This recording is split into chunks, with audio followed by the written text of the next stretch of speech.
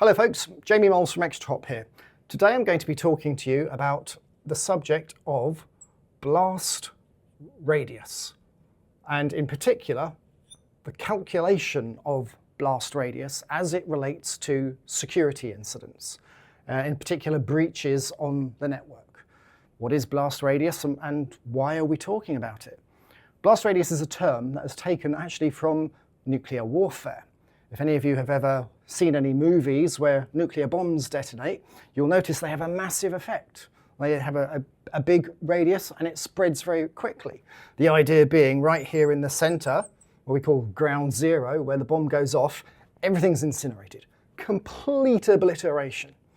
About a mile or 2 miles out from the center, there's a lot of damage, lots of burns and the like, and lots of wind damage. And then further out, you tend to have damage caused by radiation. And this might be 5–10 miles out from the center.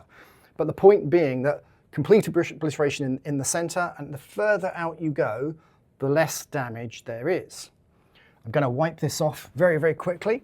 Why does this relate to security? In particular, why does it relate to incidents, and why do people care about it?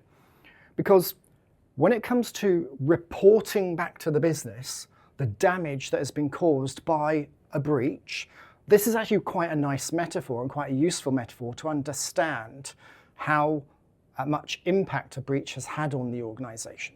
And this is also one of the key things when it comes to reporting back to the business. Now, if I want to use this metaphor to explain to the business how much damage a threat act has caused to us when they've attacked us, there's a number of elements to this. And this is a process that I put together as one potential way to explain the damage using the blast radius methodology. There are 3 key elements to this. The first element is the potential blast radius. And actually, at the very, very beginning, when you don't know much and you're investigating, the potential blast radius is basically everything in your organization. Because until you've started investigating, you don't know what's impacted. But that could be massive if you're an organization with hundreds of thousands of devices and people. That's scary. The next element is, and this is where you want to get to, the actual blast radius. And the good news here is, as soon as you start investigating and determining where the impact is, this potential blast radius shrinks very, very quickly and enables you to get down to the actual blast radius and reduce the scope of your investigation and where the threats are. And the third element that we're interested in is what I call the critical path, PATH, analysis, excuse my terrible writing, of the actual attack chain.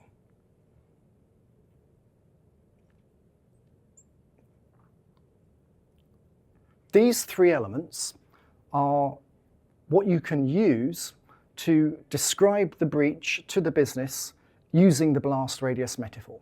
So, you've just received a call from your help desk or your security operations team, or maybe it's been an external organization like your country's CERT to tell you you've been attacked by a threat actor.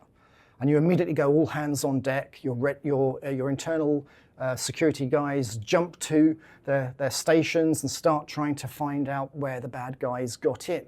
And when you find out where they got into your systems, that's where you tend to start. So you start off with your potential blast radius, everything in the organization. You discover that they got in here, and that's where you start doing your investigation and seeing how they moved through your network.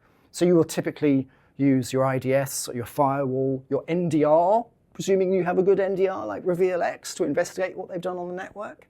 You take your logs from your SIEM and you take data from your EDR, your endpoint, and you start correlating that. And what those tools start telling you is that certain devices have been impacted. So very, very typically there might be one initial device. Let's say a user clicked on a link in an email and that downloaded malware onto that device, and that was the initial breach point. That's where things start. That's where you start your investigation. So you have devices to be concerned about. You have user accounts, which the threat actors will typically compromise and use to get around the network. You have servers that they will typically attempt to compromise. And then, of course, you've got files. That might be down the bottom of the screen there. I'm going to move this up here, and editing can fix it. So devices, user accounts, servers, files, and maybe applications and other things. All of which are potentially within the blast radius of the system. Once you have information around the initial access point, the initial compromised workstation, the initial user account that was on that workstation that was involved, you can then start mapping outwards from there. And for example, if you're using ExtraHop's RevealX NDR solution, RevealX monitors every device on the network. It understands all of the protocols that those devices use to speak to other devices. It knows and understands the communications and the conversations that they have on a regular basis. And it knows and understands the identities of users and service accounts that log into those systems. So it knows what is normal on your networks. And when this compromised machine starts reaching out and touching systems that it hasn't done in the past, it's going to tell you about that. But that's key data, key information that you can then use to take your potential blast radius and bring it all the way down to determine what your actual blast radius is.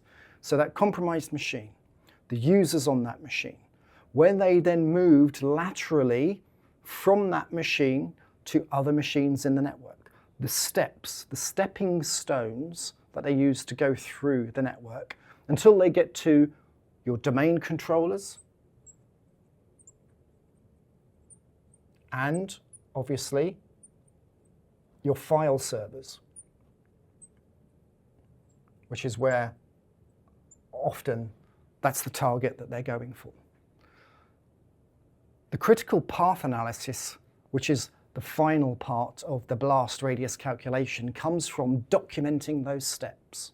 So we know that number one, the bad guys got into and compromised a workstation, often via an email link or something like that.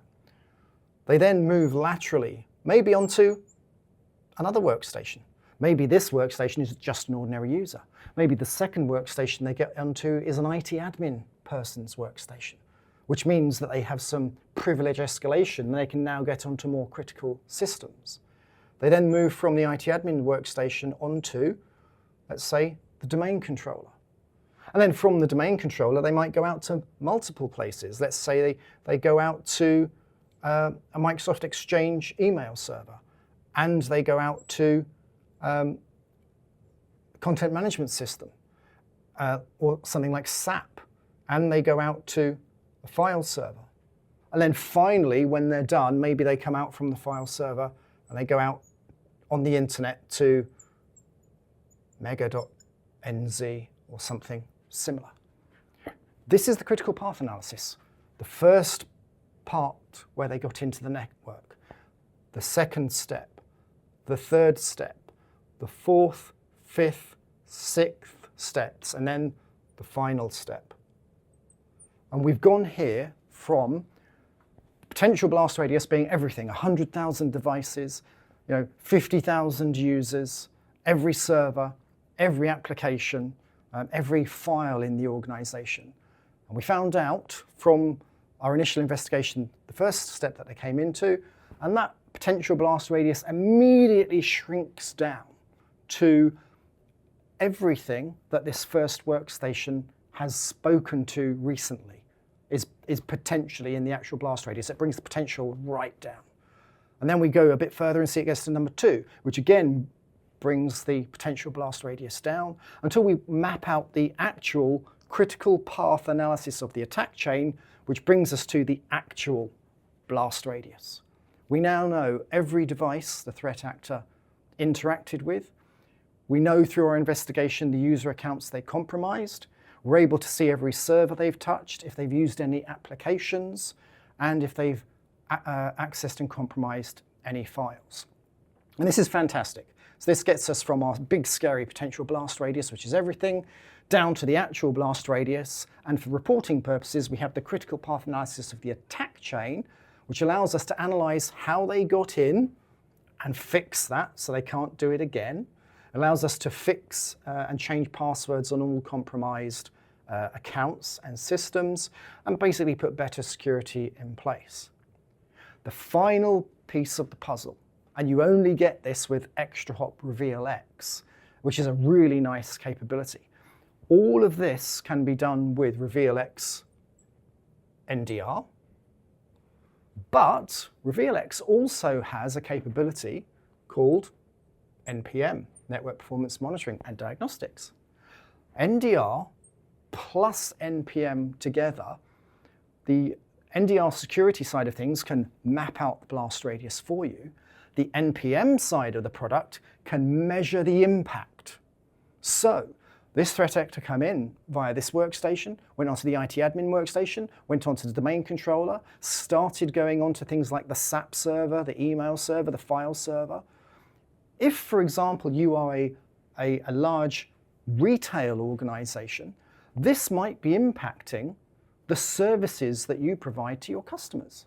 Maybe it impacts the authentication capabilities on the network. Maybe these file servers feed into your web servers and it slows down things like the ability to take payments or update catalogs on your online system. You wouldn't necessarily know this if your security tools were the only things that you were observing, but by having NDR and NPM together, the NPM part of the product allows you to extend your understanding of the blast radius from just the security side and reporting what impact it had on the internal systems to actually understanding the impact it has on the business operations side of things and whether it affected your customer experience, which of course then allows you to quantify if it had impacts on revenue, which then of course goes back to not just the CIO and the CISO, but the chief financial officer and other important people who are going to be there to help sign off the budget for your next purchase to secure your systems.